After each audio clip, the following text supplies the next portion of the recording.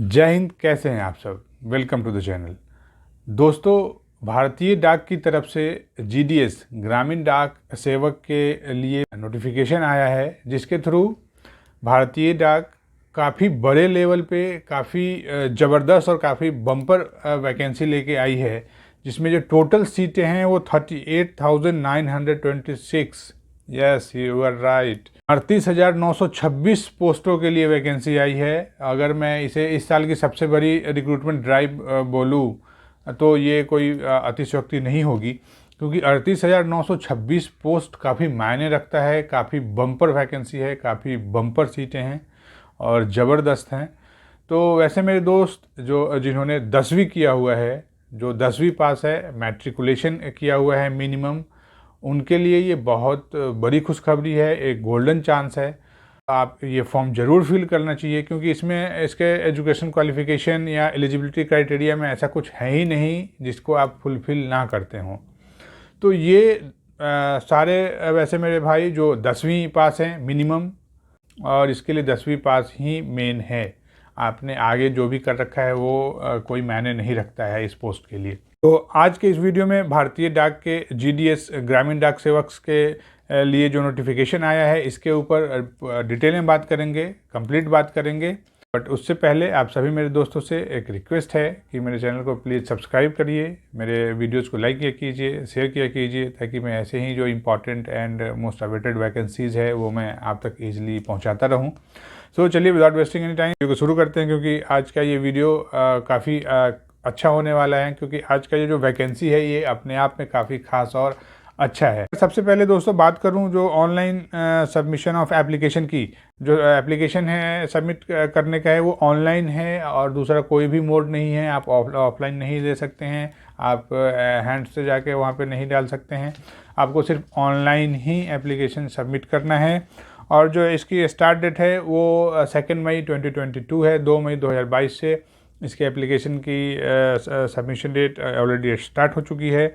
इसके एप्लीकेशन की जो लास्ट डेट है वो 5 जून 2022 है। चलिए दोस्तों आगे बढ़ें, और अगर इसमें एज की बात करूं सबसे पहले, क्योंकि एज भी काफ़ी अच्छा खासा एज दिया है भारतीय डाक की तरफ से।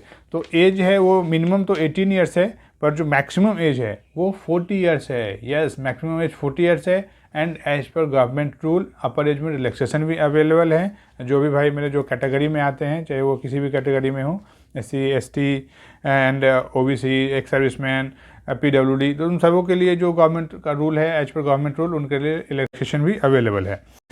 इसमें कुछ आगे जो बातें हैं वो मैं बताऊं कि application are invited from the eligible candidate for engagement of 38,926 ग्रामीण डाक सेवक। जो टोटल पोस्टें हैं वो 38,926 हैं, और ये जो टोटल पोस्टें हैं ये अलग अलग सर्कल में डिवाइड है। अब सर्कल मीन्स जैसे अगर दिल्ली है तो दिल्ली एक सर्कल है, अगर महाराष्ट्र है तो एक सर्कल है, बिहार एक सर्कल है, हरियाणा एक सर्कल है, वेस्ट बंगाल एक दूसरा सर्कल है। तो ऐसे हर एक स्टेट को एक सर्कल के रूप में यहाँ पे इंडिकेट किया गया है, और हर एक सर्कल में अलग अलग पोस्टें हैं, अलग अलग सीटें हैं। तो ये ऑल इंडिया की वैकेंसी है, मेल फीमेल सभी के लिए है। और अगर आप जिस भी स्टेट से बिलोंग करते हैं, उस स्टेट में अगर आपको रहना है तो आप उस स्टेट में फॉर्म फिल कर सकते हैं उसके लिए। अगर आप दूसरे स्टेट में जाना चाहते हैं तो आप, जैसे आप रहते बिहार में हैं और दिल्ली के लिए, तो आप दिल्ली के लिए फॉर्म फिल कर सकते हैं। पोस्ट का प्रेफरेंस भी है, क्योंकि जो ग्रामीण डाक सेवक है इसके अंदर मेनली 3 पोस्टें हैं। जो पहली पोस्ट है वो BPM का है, ब्रांच पोस्ट मास्टर का। दूसरा है ABPM, assistant branch post master. And तीसरा है वो डाक सेवक का है।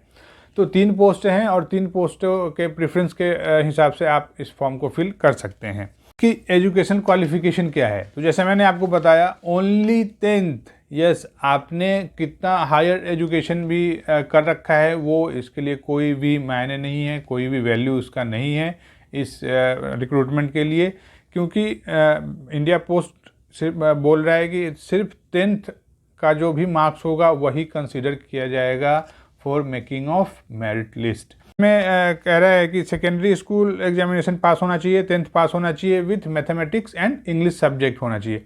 तो मैथमेटिक्स एंड इंग्लिश सब्जेक्ट तो मेरे ख्याल से इंडिया के जितने भी सेकेंडरी बोर्ड हैं सभी के सिलेबस में मैथ एंड इंग्लिश है ही है।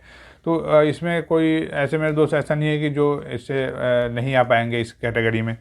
इसके अलावा कह रहे हैं कि लोकल लैंग्वेज, आप जिस किसी भी स्टेट से बिलोंग करते हैं और जहाँ के लिए आप फॉर्म फिल करना चाहते हैं वहाँ का एक लोकल लैंग्वेज आपको पता होना चाहिए। उसके बाद कह रहे हैं कि नॉलेज ऑफ साइकिलिंग, आपको साइकिल चलाना आना चाहिए। तो मेरे ख्याल से ऐसा नहीं है कि अभी जो भी मेरे दोस्त जो 18 से 40 साल के एज में अगर हैं और उनको साइकिल चलाना नहीं आता हो, सभी को आता ही होगा। इनकेस अगर किसी को नहीं आता है, अगर आपको स्कूटर या मोटरसाइकिल चलाना आता है तो वो भी, उसको भी कंसिडर किया जाएगा कि अजय आपको नॉलेज ऑफ साइकिलिंग है। तो आपको साइकिलिंग आता हो, स्कूटर चलाने आता हो, मोटरसाइकिल चलाने आता हो, तो ये एक प्रीफरेबल है आपको, ये अच्छी बात है, ये आना चाहिए आपको। इसके एप्लीकेशन फ़ी की बात करें कि एप्लीकेशन फ़ी क्या है, तो वैसे मेरे दोस्त जो यूआर कैटेगरी से, ओबीसी कैटेगरी से, ईडब्ल्यूएस कैटेगरी से बिलोंग करते हैं उनके लिए एप्लीकेशन फ़ी 100 रुपीज़ है। एंड जो भी मेरे दोस्त जो एससी, एसटी, पीडब्ल्यूडी, जो थर्ड जेंडर जो हैं उनके लिए कोई भी एप्लीकेशन फ़ी नहीं है। चलिए दोस्तों, इसमें अगर आगे मैं बात करूं सैलरी क्या है, सैलरी पहले बात कर लेते हैं कि सैलरी काफ़ी इंपॉर्टेंट रखता है, काफ़ी मायने होता है सैलरी का। अगर इसके सैलरी की बात करूं तो जो सैलरी है वो टाइम रिलेटेड कंटिन्यूटी अलाउंस के हिसाब से पे होगा। And minimum TRCA for 4 hours आपको जो BPM है, ब्रांच पोस्ट मास्टर, उनको 12,000 पर मंथ मिलेगा। एंड जो ABPM है, assistant branch post master, and जो डाक सेवक है उनको 10,000 पर मंथ मिलेगा। तो ये 4 घंटे का है, 4 आवर का है, क्योंकि आपसे 4 घंटे की ड्यूटी ली जाएगी। इसके हिसाब से तो ये लग रहा है कि आपसे जो ड्यूटी होगी वो 4 घंटे की ली जाएगी। तो 4 घंटे का आपको 12,000 BPM को, और 4 घंटे का ABPM या डाक सेवक को 10,000। आप बोलेंगे कि सैलरी काफ़ी कम है, बहुत कम है, पर ऐसा नहीं है। इसमें क्या है कि 4 आवर्स का इतना है। तो सपोज़ अगर आपसे 8 आवर्स अगर आपको बोला गया ड्यूटी करने का, तो आई थिंक ये डबल हो जाना चाहिए। तो इनको, आपकी सैलरी अच्छी खासी सैलरी बनेगी। आप सैलरी देख के ये मत सोचिए कि 12,000 या 10,000 ही है। चलिए दोस्तों, आगे बढ़ते हैं और अगर इसके सिलेक्शन प्रोसेस की बात करते हैं तो इसमें तो मैंने आपको पहले बताया कि बहुत सारी खुशखबरी है। एक तो नंबर ऑफ पोस्टें काफ़ी ज़्यादा हैं, एजुकेशन क्वालिफिकेशन मिनिमम रखा गया है 10th स्टैंडर्ड। इसमें और भी खुशखबरी है कि इसमें कोई एग्ज़ाम नहीं है, नो एग्ज़ाम, आपको कोई भी एग्ज़ाम नहीं देना है। यस, आपका जो सिलेक्शन होगा purely on the marks of 10th standard. 10th standard के मार्क्स पे आपका सिलेक्शन होगा। आपका 10th स्टैंडर्ड का मार्क अगर ज़्यादा है, काफ़ी अच्छा है, देन आपके सिलेक्ट होने के चांसेस काफ़ी ज़्यादा हैं। तो इसमें आगे जो बोला गया है भारतीय डाक की तरफ से, उसमें है कि आपका जो मेरिट लिस्ट बनेगा वो सिस्टम जनरेटेड मेरिट लिस्ट होगा। उन्होंने कुछ ऐसा डेवलप किया होगा सॉफ्टवेयर, जिससे आप अगर आप फॉर्म फिल करते हैं तो आप अपना जितना भी मार्क्स उसमें फिल करेंगे तो वो ऑटोमेटिकली वो एक टाइम मेरिट लिस्ट बना देगा। तो सिस्टम जनरेटेड मेरिट लिस्ट होगा। आपका जो 10th का मार्क होगा वही कंसीडर किया जाएगा। आपने हायर कितना भी एजुकेशन लिया है उसका कोई वैल्यू नहीं है, उसका कोई मायने नहीं है यहाँ पे। इसके बाद आपका जो डॉक्यूमेंट वेरिफिकेशन के लिए अगर आप सेलेक्ट होते हैं, और डॉक्यूमेंट वेरिफिकेशन के लिए जो आपको कॉल जाएगा वो ईमेल के थ्रू जाएगा, और जो उसका जो इंटीमेशन या नोटिफिकेशन है वो आपको SMS के थ्रू डाक भेजेगी। उसके बाद अगर कह रहा है कि अगर आप डॉक्यूमेंट वेरिफिकेशन जिस टाइम आप कराते हैं और आपका डॉक्यूमेंट सारा सही है तो उसी टाइम आपको इंगेजमेंट लेटर दे दिया जाएगा। इंगेजमेंट लेटर जो है वो आपको मेल पे दिया जाएगा और उसका भी इंटीमेशन आपको SMS के थ्रू भारतीय डाक देगी। इसके बाद और कुछ बातें हैं जो भारतीय डाक ने बोली हैं, लाइक लोकेशन होगा, वो लोकेशन क्या होगा, जो भी ब्रांच पोस्ट मास्टर होंगे या असिस्टेंट ब्रांच पोस्ट मास्टर या जो भी डाक सेवक हैं उनका जॉब का लोकेशन को क्या होगा। तो जॉब का लोकेशन, चूँकि ये ग्रामीण डाक सेवक की वैकेंसी है तो ग्रामीण से आप समझ ही रहे हैं, जो भी ग्रामीण गांव, देहात या फिर विलेज जिसको बोलते हैं, तो वहाँ पे आपकी जॉब की लोकेशन होगी।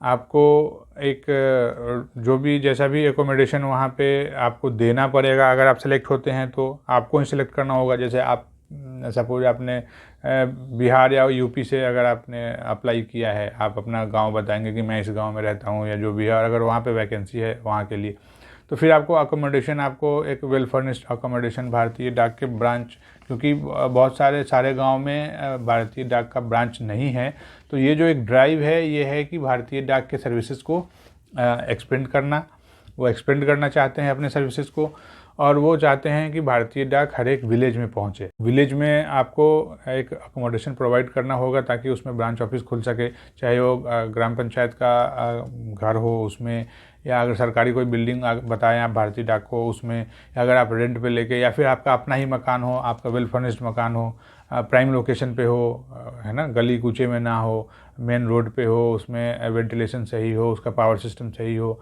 तो ये सब सही है। फिर आपको वो एकोमोडेशन भारतीय डाक को देना होगा, और उसके लिए आपको 500 पर मंथ पैसे देगा भारतीय डाक। आगे जो भी इंगेजमेंट होगा, आपके एग्रीमेंट होगा आप दोनों के बीच में, वो आपको ज़्यादा पता होगा उस टाइम। उसके अलावा इसमें और भी कुछ चीज़ें बोली गई हैं, लाइक इसमें जॉब प्रोफाइल क्या होगा आपका। अगर जॉब प्रोफाइल की बात करूं तो जॉब प्रोफाइल में जो ब्रांच पोस्ट मास्टर हैं, ब्रांच पोस्ट मास्टर का काम है कि कैरी आउट ट्रांजैक्शन, जो ऑफलाइन और ऑनलाइन ट्रांजैक्शन है वो ब्रांच पोस्ट मास्टर को करना होगा। जो इंडिया पोस्ट पेमेंट बैंक है, यूजिंग जो भी मोबाइल है, डिवाइस है, उसके थ्रू। उसके बाद आपको मार्केटिंग करना है पोस्टल प्रोडक्ट का, पोस्टल स्टाम्प का। उसके बाद जो भी वेरियस चीज़ें जो इंडिया पोस्ट सेल करती है उस सब का वो आपको मार्केटिंग आप ही को करना है।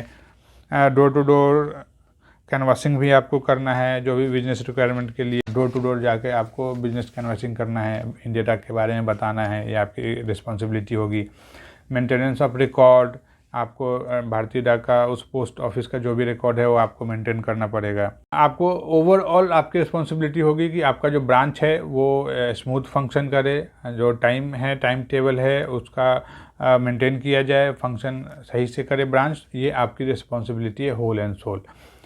उसके बाद जो असिस्टेंट ब्रांच पोस्ट मास्टर हैं उनको क्या करना है, तो उनको सेल करना है स्टाम्प, स्टेशनरी सेल करना, जो भारतीय डाक बेचती है वो सारा सेल करने का responsibility assistant branch post master का है। पोस्ट मास्टर की ड्यूटी अगर आपको असाइन की गई है तो वो आपको करना है, ये भी आपकी ड्यूटी है। मार्केटिंग ऑफ पोस्टल प्रोडक्ट, आपको ही मार्केटिंग करना है पोस्टल प्रोडक्ट का, इंडिया पोस्ट पेमेंट बैंक का जो भी सर्विसेज हैं। फिर डोर टू डोर जाके कन्वर्सिंग करना, ये भी आपको भी करना है। एनी अदर वर्क आपको जो भी असाइन करेगी इंडिया पोस्ट वो भी आपको करना है। जो डाक सेवक है, डाक सेवक का जो मेनली है वो इंगेजमेंट डिपार्टमेंट, लाइक सब post office, head post office, इसमें डाक सेवक का इंगेजमेंट होगा। तो सब post office, head post office तो मेनली टाउन में ही होता है, तो उनको टाउन में अपनी सेवाएं देनी होगी। इसके बाद उनको करना क्या होगा, तो उनको सेल करना है स्टाम्प, स्टेशनरी, है ना, delivery of mail, at door to door जाकर लेटर देना, ये डाक सेवक का काम है। जो रेल मेल सर्विस है, रेल मेल सर्विस में सॉर्टिंग का काम, जो भी बहुत सारे लेटर्स आते हैं तो उसको सॉर्टिंग करना, मतलब उसको छांटना भी डाक सेवक का ही काम है। उसके बाद जो भी मेल बिजनेस ऑफिसेज में जो थैला आता है, बैग आता है, वो भी हैंडल करना डाक सेवक का काम है। तो ये सारी चीज़ें डाक सेवक की है, ये डाक सेवक को करना पड़ेगा। तो जो भी branch post master, assistant branch post master और डाक सेवक है, इनका जॉब प्रोफाइल यही। और इंडिया पोस्ट की तरफ से एक जो इसमें बहुत अच्छी बात बताई गई है कि ये जो सारा प्रोसेस है, ये जो अभी नोटिफिकेशन से लेके और सिलेक्शन तक का जो प्रोसेस है, ये जो सारा प्रोसेस है ये 15 नवंबर 2022 तक उनको कंप्लीट कर लेना है। तो 15 नवंबर 2022 तक इंडिया पोस्ट इस सिलेक्शन ड्राइव को, इस सिलेक्शन प्रोसेस को कंप्लीट कर लेगी। तो ये भी एक बहुत अच्छी बात है, क्योंकि ये जैसे एसएससी और दूसरे अभी जो पंचवर्षीय योजना में चले गए हैं, तो ये 5 ईयर प्लान नहीं है। ये आई होप ये इसी साल जैसा बोल रही है इंडिया पोस्ट ये कर लेगी, मुझे भी उम्मीद है। तो ये एक अच्छी बात है। तो आपको ये माइंड मेकअप करना चाहिए कि 15 नवंबर 2022 तक आप अगर सब एलिजिबल हैं और आपका शॉर्ट लिस्टिंग होता है, आपका डॉक्यूमेंट बिल्कुल सही है, आपके 10th में अच्छे मार्क्स हैं, है ना, तो आपका एक सिलेक्शन पक्का है। तो दोस्तों आज की इस वीडियो में भारतीय डाक के जीडीएस के इसी नोटिफिकेशन पे डिटेल में बात करना था, कंप्लीट बात करना था, क्योंकि ये जो पोस्टें हैं बहुत ज़्यादा पोस्टें थी। मैं तो देखा तो मेरा मन खुश हो गया नंबर ऑफ पोस्ट देख। तो और इसका जो अप्लाई लिंक होगा और नोटिफिकेशन लिंक होगा वो मैं अपने डिस्क्रिप्शन में दे दूंगा। आप नोटिफिकेशन पे जाइए, पहले अच्छे से नोटिफिकेशन को पढ़िए, देन आप अप्लाई लिंक पे जाके इस पोस्ट के लिए अप्लाई कीजिए। तो चलिए दोस्तों आज के इस वीडियो में बस इतना ही। आई होप आपको ये वीडियो अच्छा लगा होगा। अगर ये वीडियो अच्छा लगा हो तो please subscribe my channel, like my videos, share my videos. Till then, जय हिंद।